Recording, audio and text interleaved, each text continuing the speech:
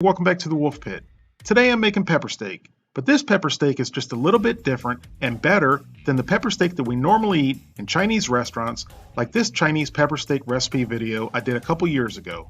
Today's pepper steak recipe is a slow-cooked version that has melt-in-your-mouth pieces of beef, tender crisp peppers and onions, all smothered in a rich savory brown gravy, and better yet, it's really easy to make.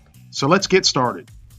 Here I have 3 shoulder steaks that total just over 2 pounds that I'm going to cut against the grain into about 1/4 inch slices. I'm also not going to trim off any excess fat. Like you've heard me say before, fat is flavor. Lean meat is dry, boring, and bland. Once all the meat is sliced, season with salt,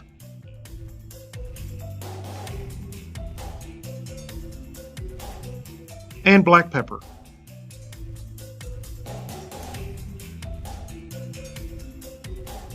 Now in a large skillet over medium-high heat, add cooking oil. Move it around, let it coat the bottom of the pan and heat up. There's too much meat to cook all at once, so we're going to cook it in 2 separate batches. If you put all the meat in the pan at once, it's going to bring the temperature of the pan down, release all the moisture in the meat, and the meat's going to boil versus brown. Now spread the meat out into an even layer and let it sit there for at least a minute before you begin to stir it. This will help you do 2 things. It'll help you get color on the meat, and it'll also prevent the meat from sticking to the pan. If you'd like a full printable copy of this recipe and many more, visit thewolfpit.com. Now after about a minute, give the meat a mix.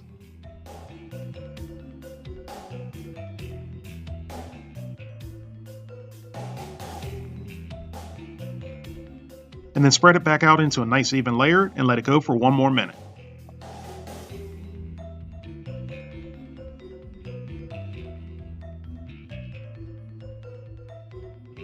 And then mix the meat around and cook for another 30 seconds or so, remove the meat from the pan, and then cook the second batch the same way.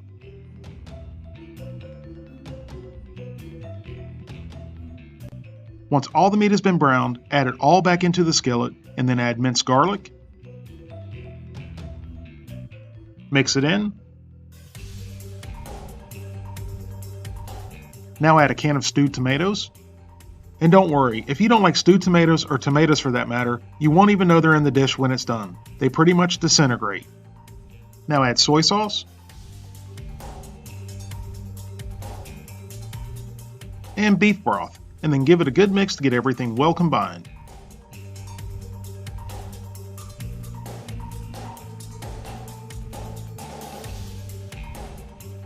After mixing everything together, I decided to add a little bit more beef broth.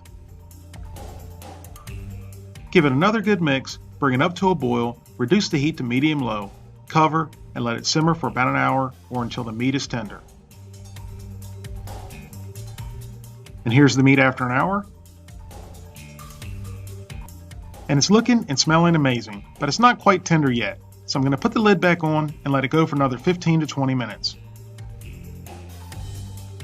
In a medium skillet over medium-high heat, add olive oil.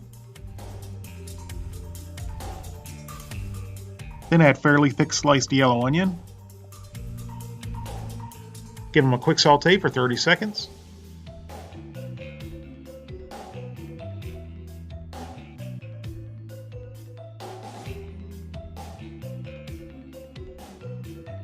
Now I'm going to add a rainbow color of bell peppers just to make it pretty for you guys. You don't have to do this. You can add 1 color, 2 colors, 3 colors. I don't really care. It's your pepper steak, not mine. Make it how you like it.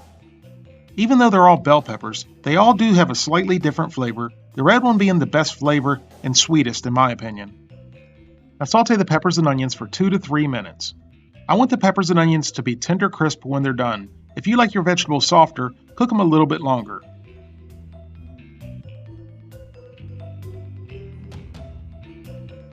After simmering for an hour and 20 minutes, the meat is tender. Now mix in the peppers and onions.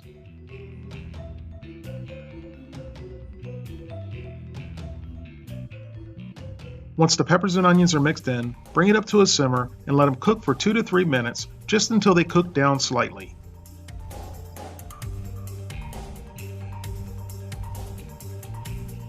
Now mix in a cornstarch slurry to thicken, which is nothing more than equal parts cornstarch and cold water.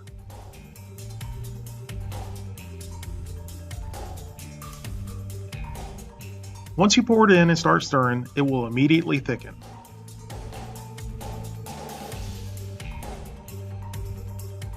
And there you have it, pepper steak the slow cooked way. The steak is melt in your mouth tender, but not fall apart tender like a pot roast. The gravy is savory and rich, and the peppers and onions are sweet and still have a nice bite to them. This pepper steak turned out absolutely amazing. Serve it over rice, egg noodles, or stuff it into a hoagie roll, top with cheese, and enjoy. Thank you all very much for watching. I hope you give this a try. Please don't forget to like this video and subscribe, and I'll see you next time.